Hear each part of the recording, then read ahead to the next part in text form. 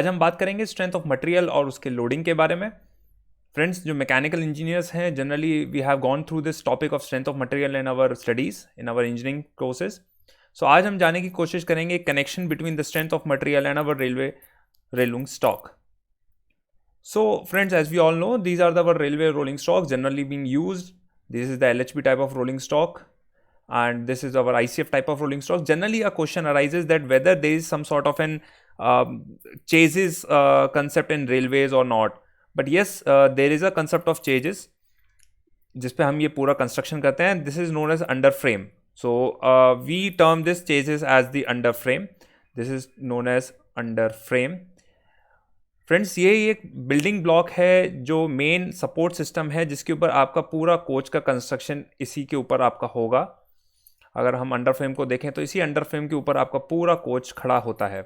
So it can be understood as an basic building block. आपका एक basic support, एक foundation होता है किसी भी कोच के अंदर. सो यही अंडर फ्रेम होता है. जब आपको जैसे ये एरिया दिख रहा है, ये कपलिंग के लिए आपका एरिया रहता है, इसी के ऊपर हम पूरा कंस्ट्रक्शन करते हैं. So this is a photo which shows that how the coach is built on an under frame.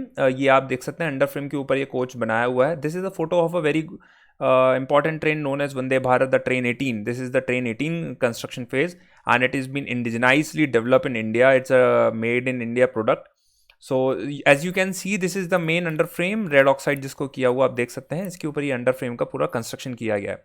So now friends, let's talk about the thought process of this design, मतलब how this under frame has been designed. So as we all know, we have been going through the strength of material, जिसे हम SOM भी बोलते हैं कई engineering languages में. So the basic purpose of this under frame, as we all know, this is a basic under frame जिसके ऊपर हम एक कोच को पूरा कंस्ट्रक्ट करते हैं. यहाँ पर आप जैसे मैं आपको दिखाना चाह रहा हूँ. So the whole load, whatever the load in this coach be is being loaded on this under frame. So as we all know, if we view it in a plan form, तो this is type of an under frame. यहाँ पर ये corrugated sheet type से रहता है. एक stiff structure होता है जिसके ऊपर हम लोडिंग करते हैं. तो अगर मैं इसको सामने से देखता हूँ तो ये जब मैं किसी कोच बॉडी को हम इसके ऊपर हम बनाते हैं, if this is my under frame, so we found that the whole loading is being done on this. So somewhat this is more or less like a uniformly loaded structure. May not be a perfectly uniform, but for the basic understanding. Now we all know this coach has been put on a bogie. They are the bogies. So on the bogies the coaches are being placed. So simply it's a support system. So बहुत basic में अगर हम समझना चाहेंगे तो एक beam है जिस बीम के ऊपर आपकी लोडिंग पूरे सिंपली इस पर आपने लोडिंग किया हुआ होता है जो कि डिस्ट्रीब्यूट होती है. और यहाँ पर दो फाउंडेशन ब्लॉक यानी जिसे हम बोगी बोल रहे हैं, वहाँ पर हम ये बोगी फॉर्म में हम देख सकते हैं यहाँ पर ये सपोर्ट होता है. सो हम ये एक सिस्टम को समझ सकते हैं. और इस सिस्टम को जब हम देखते हैं स्ट्रेंथ ऑफ मटेरियल में तो हम पाते हैं कि इस टाइप के सिस्टम के ऊपर हमारी जो फोर्सेज हैं और बेंडिंग मूवमेंट डायग्राम होता है और स्ट्रेंथ आपका शेयर फोर्स डायग्राम है, वो हम इसको कुछ इस टाइप से हम रिफ्लेक्ट कर सकते हैं कि एक सिंपली सपोर्टेड बीम है जिसके ऊपर एक यूनिफॉर्मली लोडिंग की जाती है.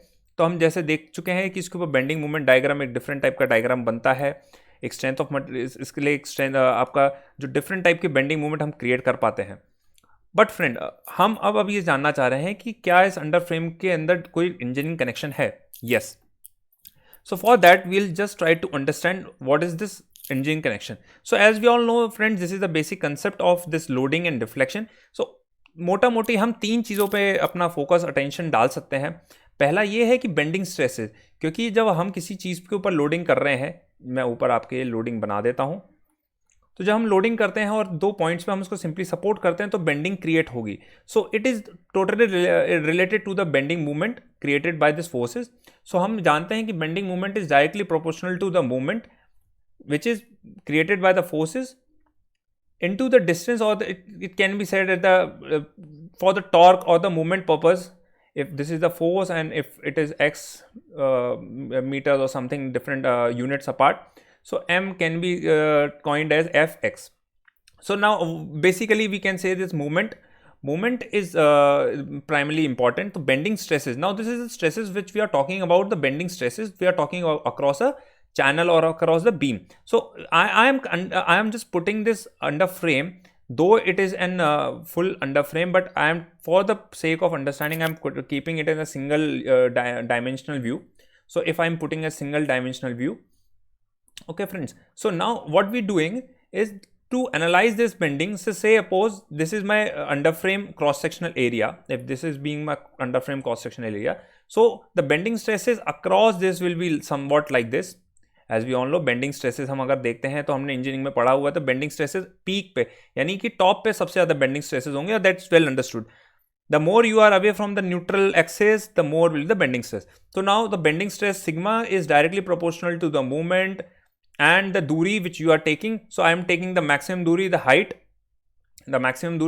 of this from the midsection, and it is dependent on the elasticity. It's a material property basically, and the moment of inertia. This is the area moment of inertia. So friend, basically if the more the moment of inertia is, the less be the stresses. So this is the something which is the bending stresses created by the moment. So our target will be more or less to create less moment. So for designing something like for the underframe, what our main target is to distribute the load such as that the movement is created very less.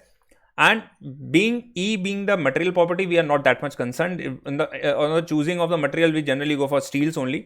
Now when the I is concerned, so we'll keep a material who is having a large moment of inertia, so that area moment of inertia, so that the stresses can be reduced. So friends, this is about the bending stresses. Now the important next parameter is the deflection. Now what I am trying to figure out from this figures, like you can see what I am trying to say. The deflection is directly proportional to some load into the length upon EI. Like E is the property of the material and I is the moment of inertia, that is the area moment of inertia. So what I directly can infer is that deflection is directly proportional to the load into the length and EI. So E is a property of a material, as I have told earlier, and E is the moment of inertia across the area moment of inertia. So now friends, the deflection is very important, and to understand this reflection, because in the later on stage I am trying to figure out how this deflection is more important for us. So now let's understand this practical experiment for the deflection.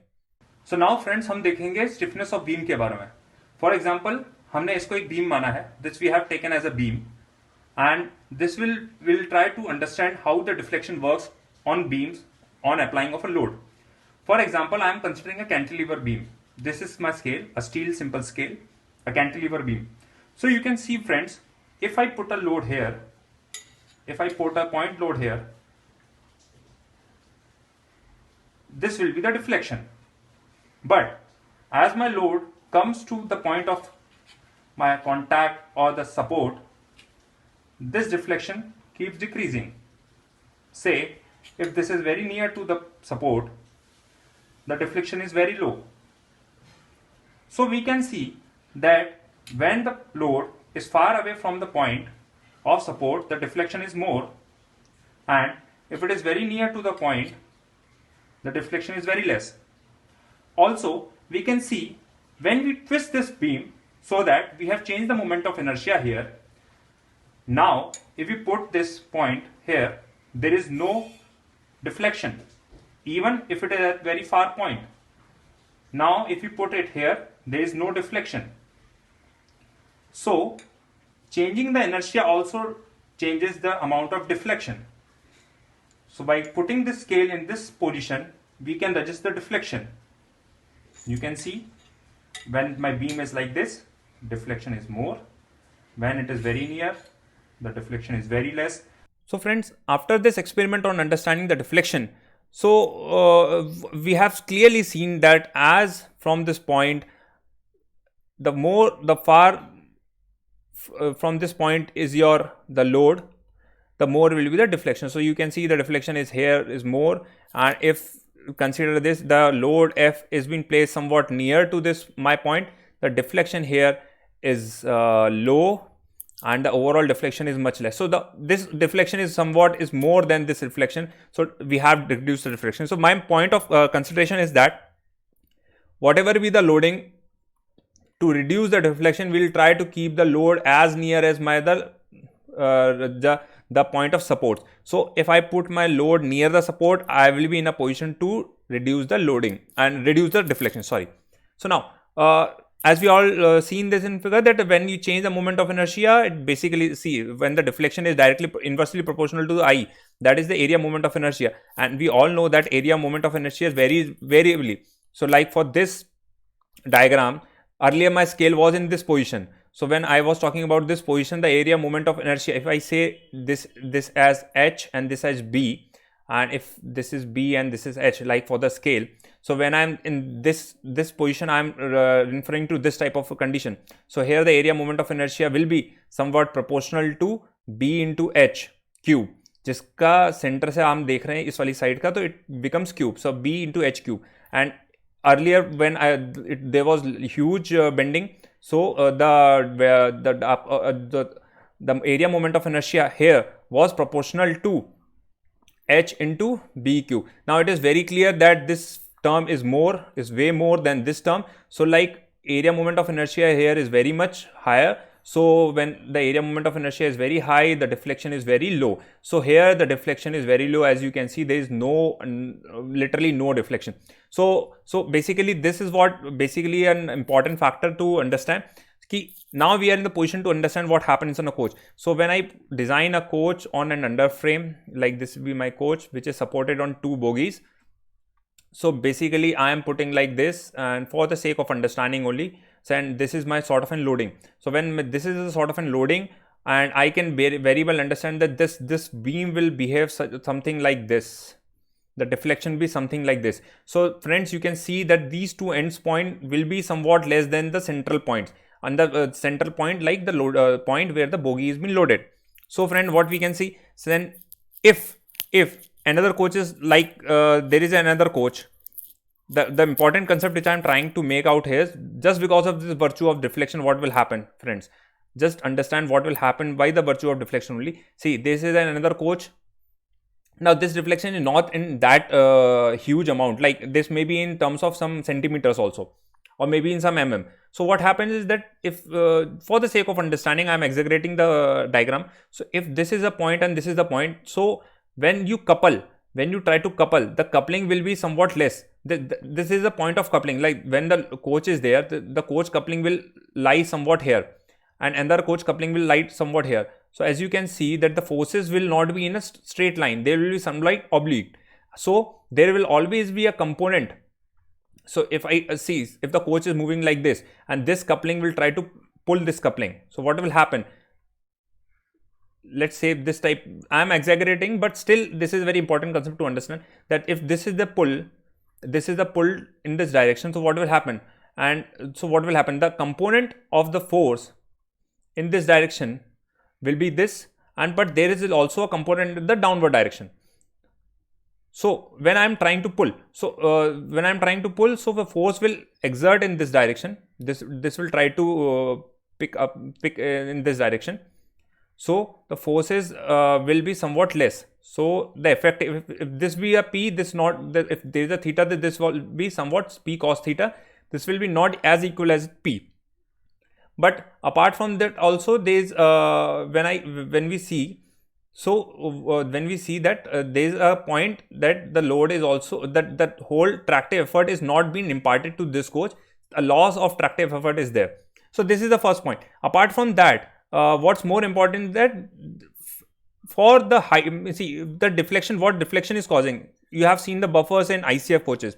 We all have seen the buffers. So there is some sort of prescribed buffer to buffer contact which we need. Now what will happen if there is more deflection in something, if there is more deflection in this type of coach? So this coach will literally be like this.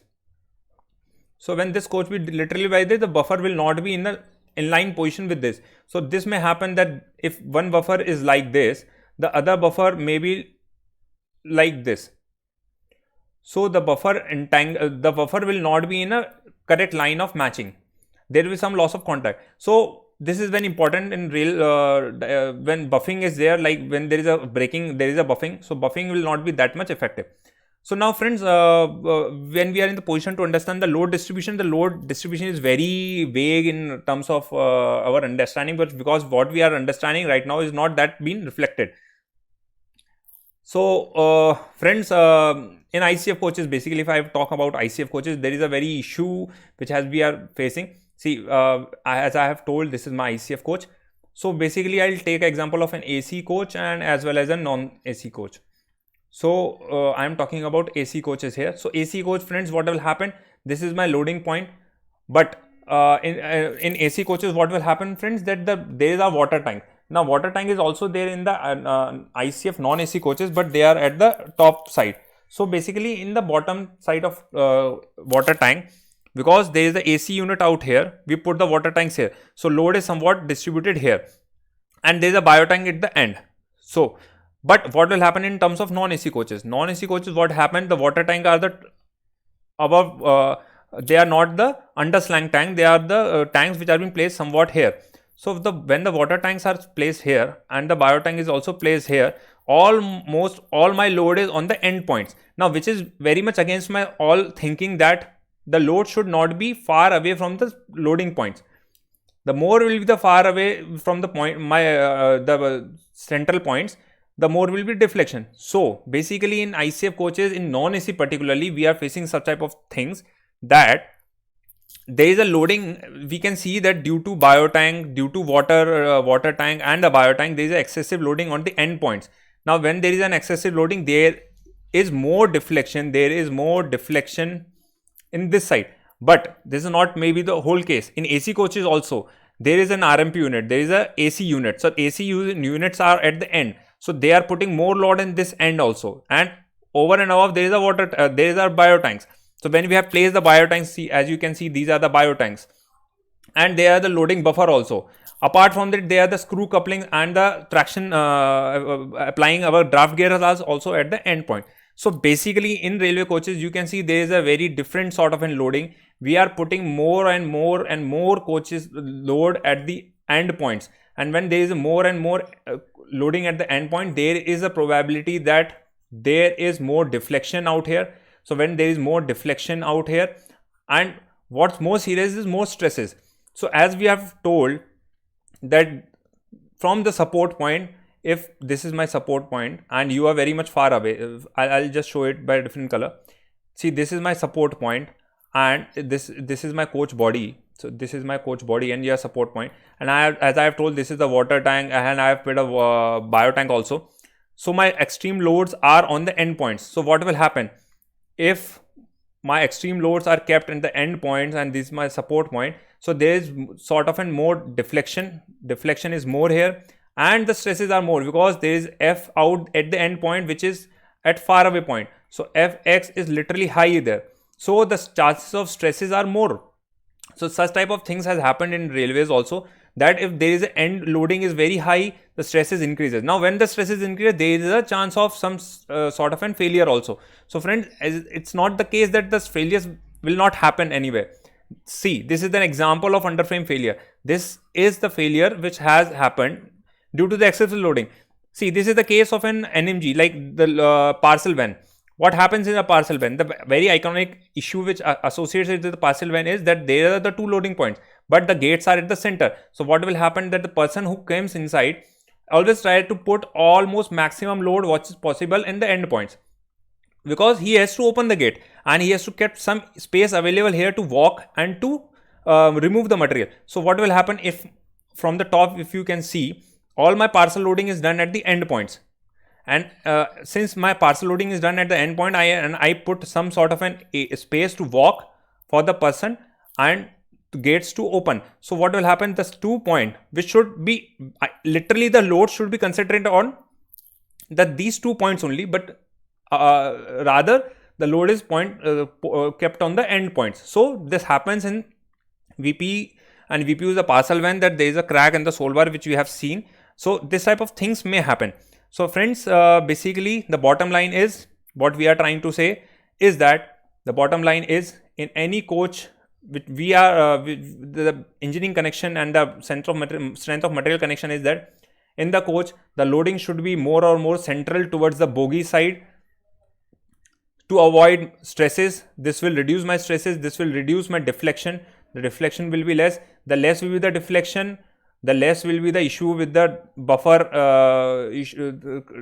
they are not matching or something like this, the better be the tractive force can be transferred much more efficiently if there is less deflection out here, because the two components will be literally parallel to each other, and apart from this the stresses are less. So for this case only we are using some sort of a Z channel only. This is the Z channel. This is being used extensively in the coaches as sole bar. What will happen? See, we have put the more material at the end, so the bending stresses are very much taken care here.